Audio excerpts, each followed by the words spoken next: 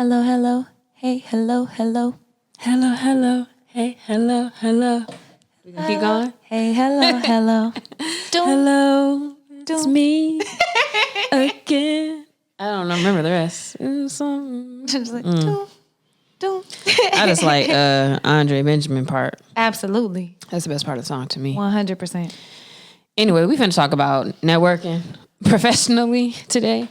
Some do's and don'ts for approaching folks when you are looking for opportunities and or have an opportunity. We've had some crazy experiences in our time. I know I have. Bruh. It's just weird. Like people being weird, even on LinkedIn and on platforms where you're supposed to be professional. And then of course in real life, you know, people trying to talk to you and is it about business or is it not? I don't know. And sometimes you can tell when it's just like, man, you just don't really know any better because like the way you're talking right now is not really making me want to, you know, have that kind of partnership or connection with you when it comes to professionalism and how you create those relationships. Fam, you do not have to try to trick a woman into a date with a business meeting because that's just going to piss us off. I don't know if that happens to men. I'm sure it does. But like Lexi and I were talking about that. It's actually kind of what inspired this episode. And it's so much bigger than that. But don't waste people's time and don't waste your own. Like networking is so important in growing your business and growing your, you know, professional stature and learning and doing things. And people like that give it a bad name. Yeah. And I've had kind of networking that was like at Starbucks and then that turned into later down the road like 50, 60K project. Like, so it is great to network. I think we get to the point now, like when I'm scrolling Twitter, I see people talking about networking. It kind of has like more of a bad stigma to it, or people are like, that just sounds like you're kind of trying to sell people and sounds like you're just trying to get something from people. And it doesn't have to be that way. It depends on the way you approach it. If you think about it, like building relationships with people that you can serve, with people who also can be beneficial for you, then that's no problems there. But like Carlie said, definitely don't try to play people. So make sure you keep your intentions pure. And I remember when I first got to USC, starting business school, I was always like, man, I hate what networking is so fake. It's so fake. And it can be. And a lot of it is, but you get in what you put out. And so building these authentic relationships turns into like lifelong clients, lifelong friends, lifelong opportunities, like making a good impression with somebody. They might call you or connect you 5 years later and it turns into this big contract. So just making sure that whenever you are doing these relationships, like, yes, it can seem fake and there's a lot of nonsense out there, but I very much believe you get in or you get out what you put into something. Yeah, when I used to live in Washington, D.C., I went to a lot more like straightforward networking events. And I can't think of what they're called now, like BNIs or something like that, where it's like these groups of different professionals. And the point of the group is like you're supposed to refer each other like within the group. So I used to do a lot of those things. And because of that, I did get a lot of opportunities. But for me, the biggest thing that I didn't like about networking is not feeling like it was always worth the time. And two, just being overwhelmed because it's like I already don't really like talking that much or like really having to have the small talk and get to know you and, you know, hear about what you have to say. And also, if I'm being honest, thinking about it now, it's because maybe I wasn't as clear or didn't have a very clear pitch myself or like be able to tell somebody, hey, I do this, or I'm looking for this. And so because of those reasons, it's like, it was very beneficial, but I kind of got burnt out from doing it. And I think when I came to LA, I didn't do as much real life networking, like going to things to network, but can still kind of use like online methods. Yeah, and I think the overwhelm was a big piece for me too that you just mentioned. Not only in that, but it's overwhelming and like you're meeting so many new people and doing so many things and everybody offers this and you're trying to follow up with this and it can kind of be a lot. And so finding a way to streamline that process, but also making sure that you know what you want and what you're doing that. And so those are some things that keep people from networking or some aversions and real stigmas around it. But there are so many more reasons to network and to do that. Like, the first one is to expand your team. I know that's something that Lexi's been doing with Cap Social this whole time is like bringing people on the team. And the only way to do that is through networking. Also, it gives you opportunities to talk to and learn from professionals who have skills that you need or that you want to improve. I've been spending a lot of time doing that as well, where I'll talk to people at other agencies or friends and, their professional experience and just say, hey, how do y'all do this over there? What kind of platforms are you using? Or seeing what kind of tips they have for different things. And a lot of times it's like you don't have to reinvent the wheel when you can actually just have conversations with other people who are living that experience as well. And it's just easier for them to just be like, oh, try this or we do this. And to get some inspiration to either improve yourself or learn something different to try. And opportunities to speak or teach or, work in your strengths and share kind of what you do or what your expertise are. Like networking has been the biggest thing for expansion for my business and opportunities to do those things. Like at conferences, on panels, in schools, like hosting panels and hosting events is all through, word of mouth. And also, of course, this is probably the one that people think of most is professional and business networking can give you an opportunity to gain new clients and or to find a job or find work with other people. So I think we remember like those job fairs and different things like that, where it's like, you're talking to folks and you kind of have to sell yourself a little bit and show people how you're a good fit and all of that, which is also what used to be overwhelming as well. Cause it's like, oh man, like you kind of want people to like, yo, you want me, but you got to show people and prove to people, why you should be there. And so networking is a great way to get those new opportunities. Not only outside of your company, but also within your company. Like go talk to people from different departments, go, see what they're working on, see what you're working on, see where those strengths are. Cause maybe you really love your company, but you don't feel like you're in the right position or maybe you've outgrown it. Like networking is a great way to make those contacts and let them think of you for other positions or to cross train on different projects. And when you do professional networking, it helps you to stay top of mind. So when you're talking to folks, you might not always, have a conversation and it's like, oh, let's do this. But now when they kind of know more about you and something comes up, your name might be remembered. If you're connected on LinkedIn, they're kind of seeing you from time to time. Your name might be remembered. And so it's just a good way to kind of keep in touch, follow up, see what's going on with folks so that when the time is right for something to happen, they'll remember you and think of you for an opportunity as well. And one of, I think, the most important things that networking does is it gives you access to other networks. Like if you only talk to the people within your circle, like that's it. But like Lexi might know somebody and they're looking for somebody who does what I do. So then she can connect me and then I meet their network and it just keeps on expanding. So thinking about it like a drop in like a lake or a pond and it just starts to ripple out, you start to get access to all of these other people, all of these other opportunities, jobs, clients, like just everything. And so here are some do's and don'ts when you're thinking about professional networking. So the first thing is do go in with a clear intention and motivation. That means some of those things we just said, understand like what do I want and what do I need right now? And when I'm going to speak to whether it's a specific person or whether I'm about to walk into this room or into this virtual thing, what is it that I'm kind of looking for? Have a clear intention and motivation. And that way you won't kind of feel all over the place when you're having those conversations. Because that's part of the overwhelm. If you're not clear, it's going to be very clear in that conversation that you don't know what you want. Another important one is to not ask too many questions or demand too much at once. Like you're not reaching out to people you don't know or scheduling coffee so they can give you a job. You're not doing that so they can like, man, let me pick your brain. And then you have a dissertation worth of questions for them. Like pay people, like respect their time, respect that. Like I would recommend if you're reaching out to ask for a 10 or 15-minute conversation like that.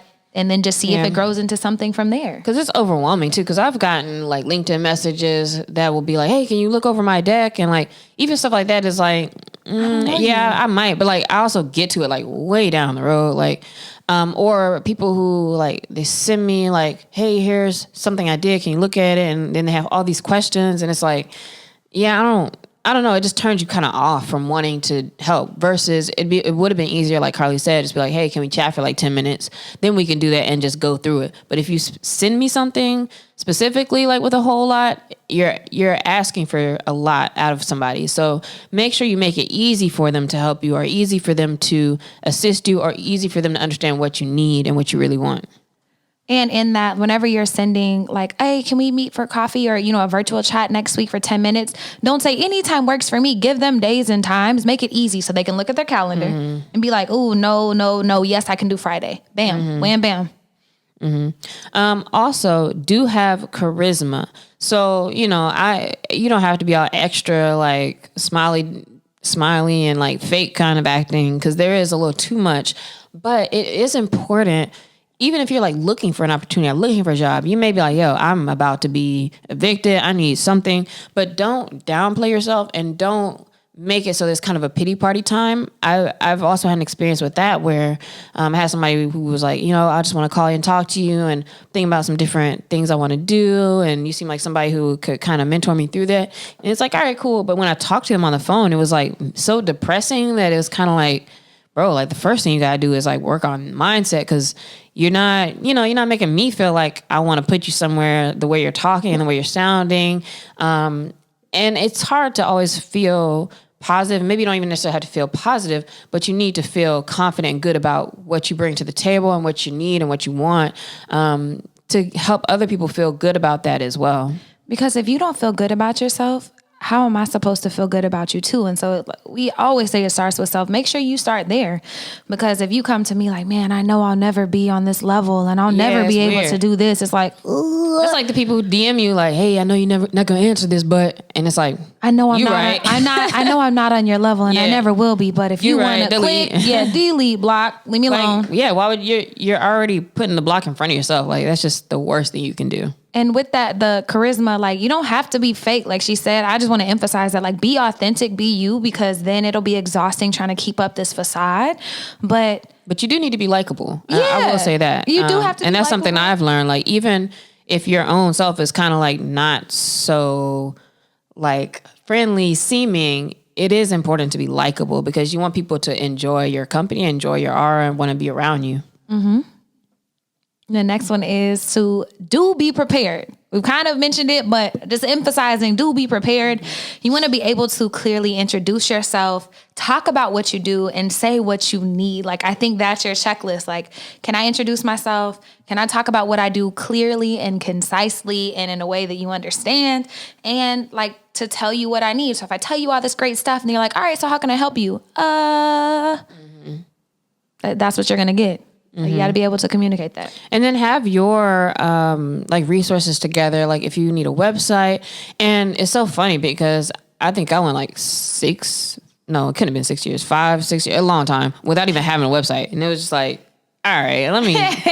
And then I put it together and, like got something together in like a week. But it's just that you'll limit yourself and how much you can do, because appearances are important, and you know this yourself. Like, it may seem shallow, but when you go to a website to buy something, if it's like that old school website or stuff's not clicking right or it leads and this image is broken, you're not really fucking with it. Like, be honest. And so it is important to have that, for things to be clear, laid out. If you are trying to sell something, like, have a one sheet, because people are always like, oh yeah, send me this and send me that. And again, you can't finesse through all this without anything. Like, you can talk about it. If you can speak clearly to things, give people the information they need, then you could be fine. But it's good to have a website, know what your services are, know what your product is, know, like Carlie said, what you need exactly. Or even just having the right space for people to reach out to you.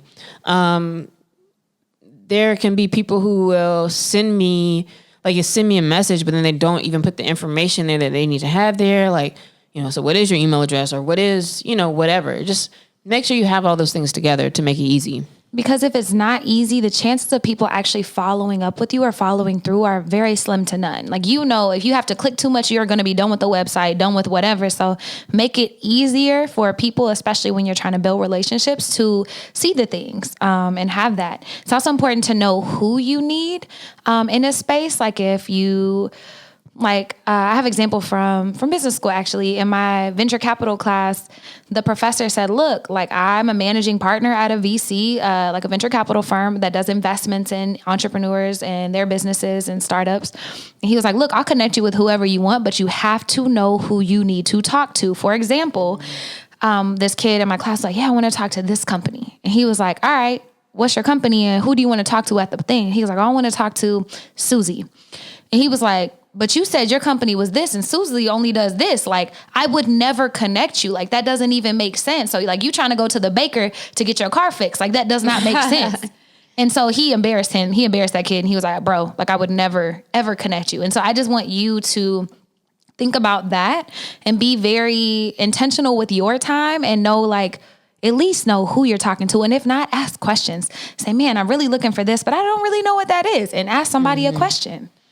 And it's also best to really know who you need also, because then that helps you to cater your presentation and your like content and your marketing messages to the right person so that it makes sense for them. Sometimes, and we see this in marketing, it's like, hey, you're saying this person's your audience, but then everything you're doing is like for some other group or for somebody else. So it's important for you and for your clarity to be clear on that. And I talk about that a lot when I teach about LinkedIn. It's like, if on LinkedIn, you can put in job titles. So if you know, hey, I want to get in curriculums into a school, then you got to first figure out and research like, who is the title or what's the person who may be the one who makes those decisions. Now you can be looking for those things and find those people that you really need to actually have the right conversations instead of maybe hitting like a teacher at the school or whatever. Although sometimes also another point can be to look for the low-hanging fruit of people that you already know. So if you know a teacher at a school,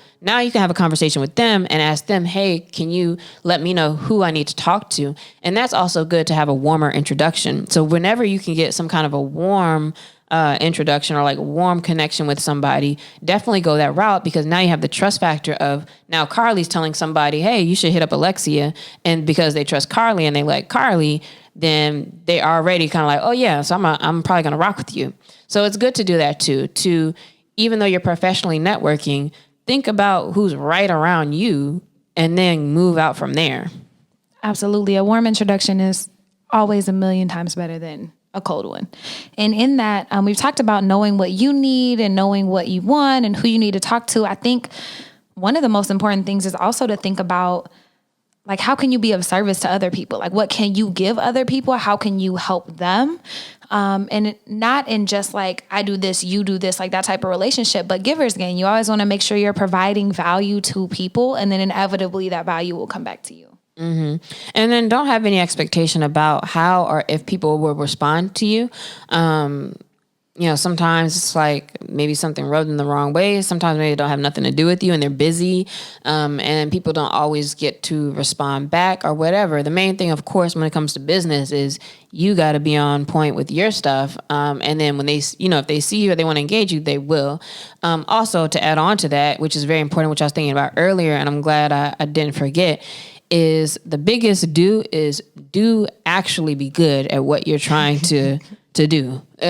Nowadays, I feel like people pick up a camera and it's like photographer or, and it's like, let's give honor to the work that goes into particular skills, the examples of things that you've gotten done, and like, let's make sure it correlates. It's okay to be like, hey, I'm trying to get into photography. It's okay to say, I just started photography. You don't have to present yourself like you're shooting Vogue covers when you just got a Nikon yesterday. So be good at what you're doing, because in professional networking, you do not want to burn your name. And that's for your own self and for the people you recommend. I'm not going to recommend Carlie for something and she not perform, and now I look crazy too. So it's very important to really be good at what you do.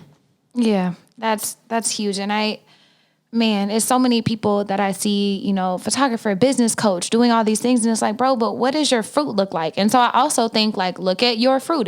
Are you good at what you do? If you have to ask yourself that, you might not be. And that's okay. You can work on it and do better. But also when you're recommending people, very much look at their fruit and their work and their projects before you recommend anybody, because you don't want to burn your bridges. I think that's really important. And then the last one, and this is a big thing for me, is make sure that you follow up. Like, do follow up with people that you meet. Do the things you say that you're going to do. Mm-hmm. And that can be by sending an email, adding them on LinkedIn and social media.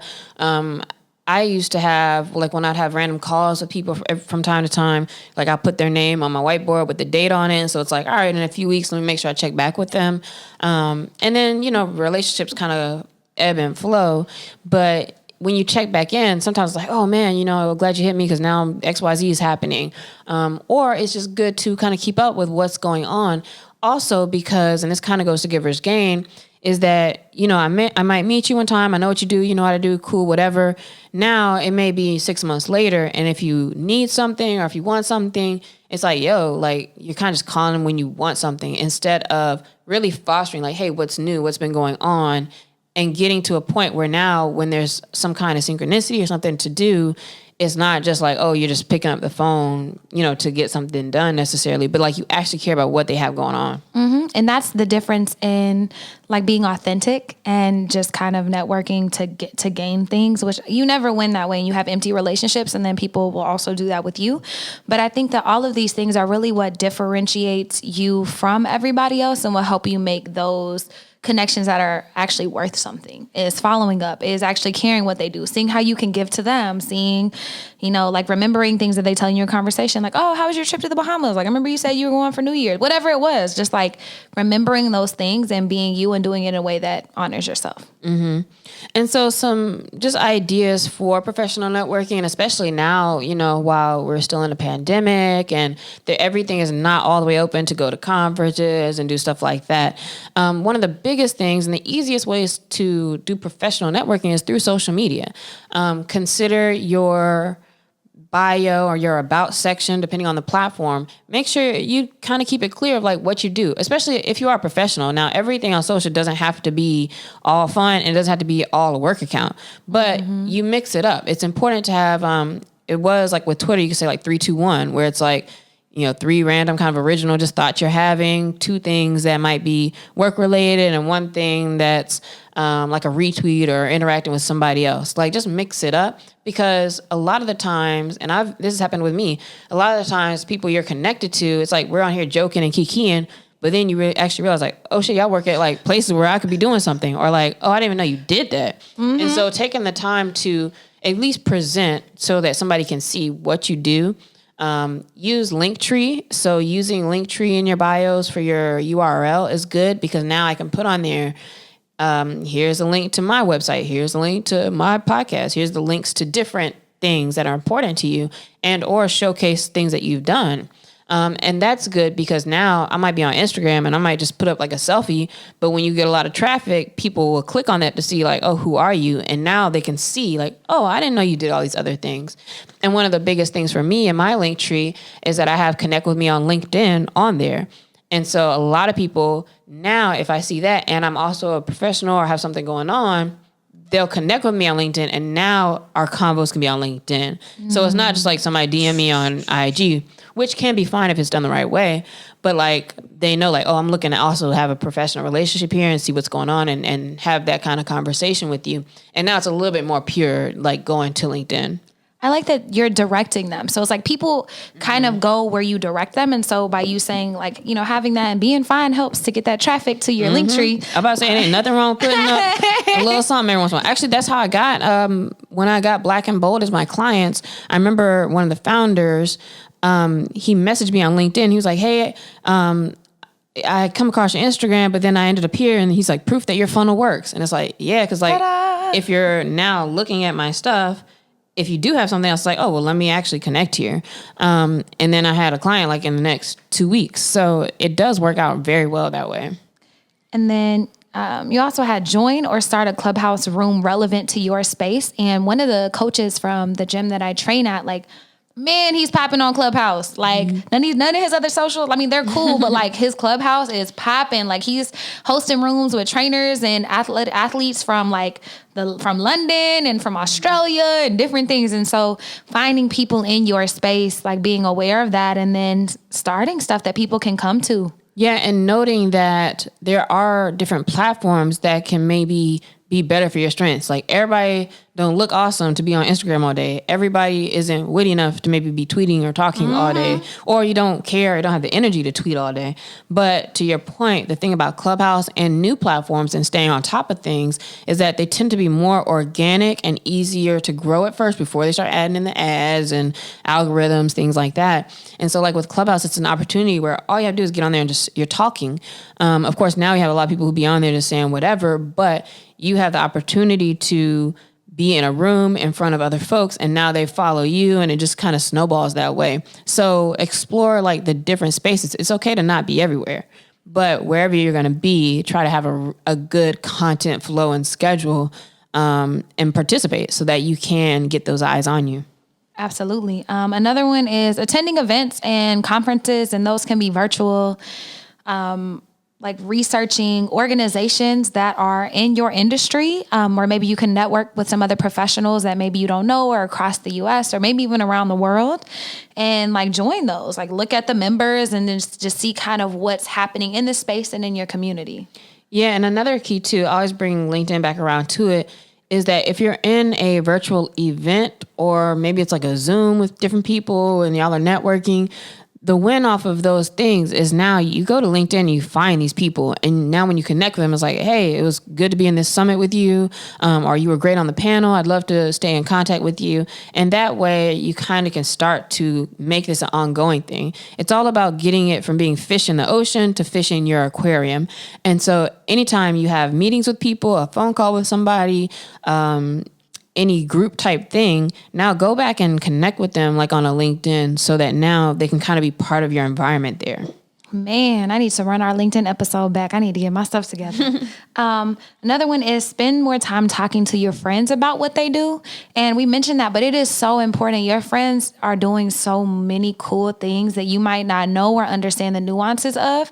And by talking, you figure out how y'all can connect each other and where you can plug people in, or maybe you're looking for that videographer and not even knowing, or cinematographer, not even knowing that, my friend's best friend is a cinematographer and doing these things. Yeah. And it's just interesting too, how a lot of times the people closest to us, we might not necessarily talk about work stuff all the time, and, or tap them to see who they know or what they know.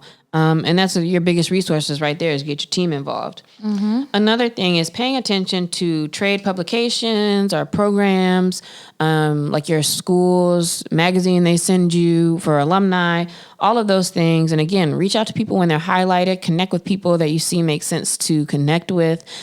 People love to feel honored. And so it's like, yo, I saw you got highlighted here, and it looks like you're doing a great job with XYZ. I'd love for you to be in my network. So there's just so many different opportunities for you to keep your eyes open. And I think that it's not so intimidating, especially when you're talking about like virtual and LinkedIn, because people aren't really getting hit up as much as you might think.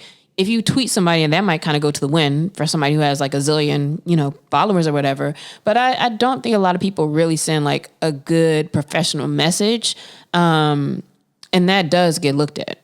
And like that would mean so much more to me if somebody hit me on LinkedIn and was like, hey, I really appreciate you're doing this, without asking anything, just saying I want to connect, and then like writing an Instagram DM or like liking something. Like it doesn't hit the same. And also like I'll think about that, I'd be like, oh, I actually go to their page, like how'd you find me, like what do you do?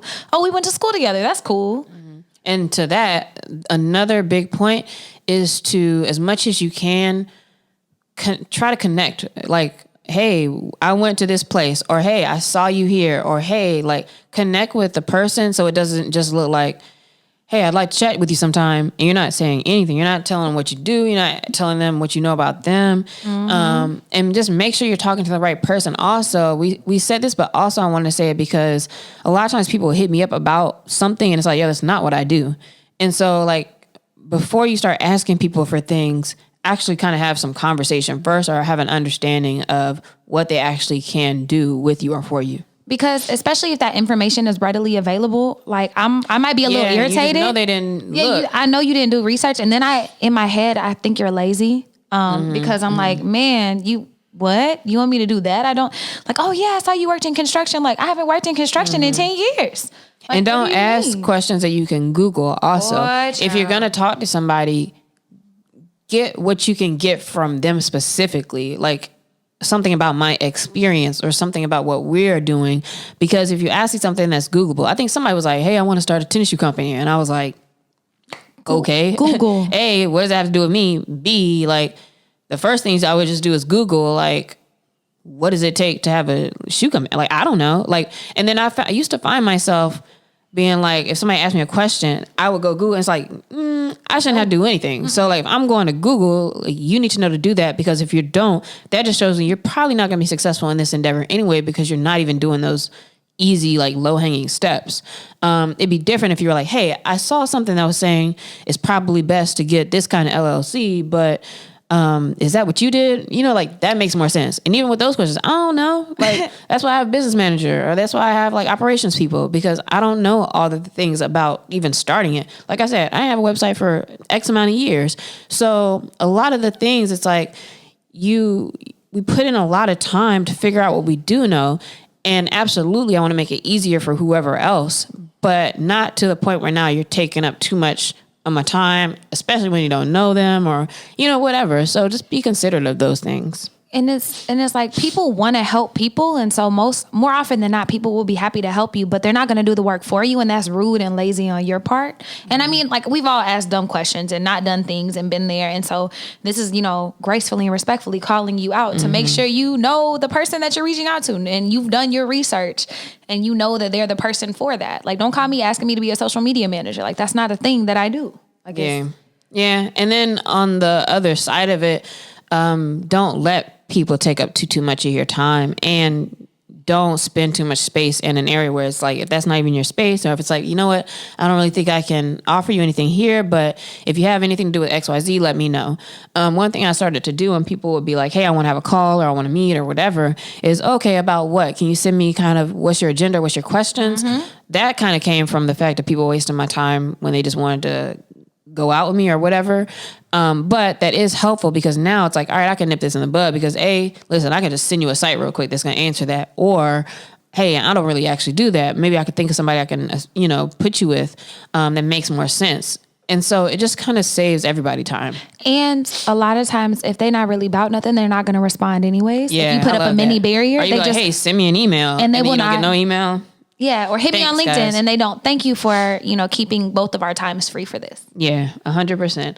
And then the last tip that we have is to have more conversations with high performers or people in your own company or right around you, maybe in your field, because again, we're all in this together. And so if you notice, Jimmy John over there is like in the corner office is like always getting all the sales. He's, but he seems like he's doing good. Like you can ask people like, hey, like, can you help me with my sales pitch? Or is what I'm doing, how do you feel about this? Or, what's the keys or whatever? Like learn from the people right around you. You don't have to figure everything out by yourself. And that's one of the hardest things to kind of maybe hop out of. But you don't. And a lot of people are more willing to help you than you may think. Yeah. So be informed, know what you need, know what you can give, ask the questions, do the research. And I think that's it. Like, just be clear.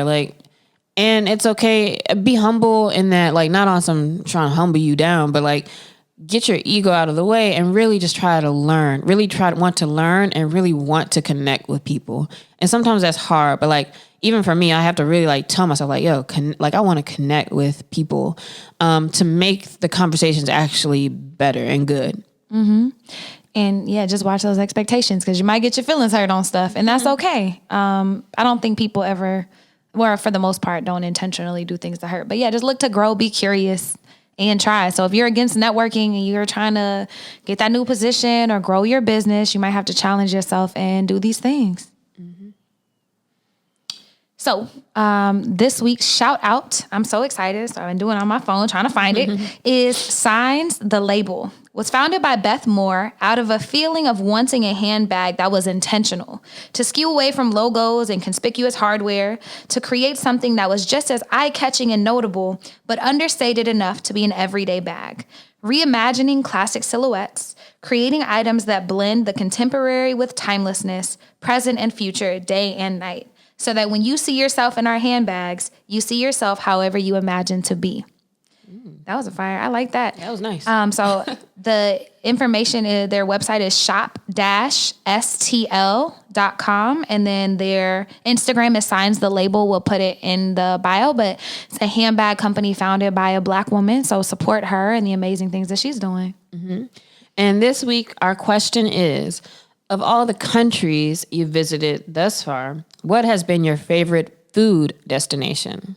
That's a good question. Mm-hmm. I was excited. Yeah, I know I like food. Peru. Oh my God. The food was so good. Oh my God. It was very unexpected. I did not expect the food in Peru to be that wonderful, but it was fire just from the quality of the beef and the chicken and everything. And then there was a huge migration of Chinese people to Peru. So there's a lot of Chinese Peruvians, which I had no idea till I went there. And their food is chaufa or chifa. I've heard it said both ways, but it's a fusion of like Peruvian, South American cuisine and Chinese food. And it is chef's kiss. It's amazing. I bet that is good because I love me a Peruvian chicken. Oh my God. Them things are so good. And chimichurri, baby. Yeah, that hits. I'm going to have to go with the classic example of Italy because that really, like, I really just ate so crazy. The pasta, like, is so much realer. Everything was just so good and delicious. So for me, I would go with Italy for my favorite food destination. But in the United States, though, New Orleans, baby. I'm actually about to put Detroit on top of them now because I just went to Detroit a couple weeks ago. And hear me out. Okay. New Orleans is perfect, especially because I'm a seafood lover. But after a while, it's like, all right, where can I get a regular meal? Because everything's like crawfish etouffee and like, all right, like after a while, I could see that being like, all right, but where's your restaurants that have range? And a city like Detroit, similar to Chicago too, but in Detroit, it's like the Mediterranean food was so good. The Italian food was so good. And I went to all these different places and they have so many different, like the people from those different areas and the neighborhoods without it also being like crazy expensive or anything. It was just like really good. Everything was really good. Man, my favorite outside of Louisiana, because they have great Southern food, everything is New York. So, man, now the D, I guess I got to put that on the list. Yeah, but for the variety, I would say. So, yeah, it's delicious. LA's the worst. So, man, when I moved out here, everybody's like, the food is going to be the best. First of all, y'all have never lived anywhere else.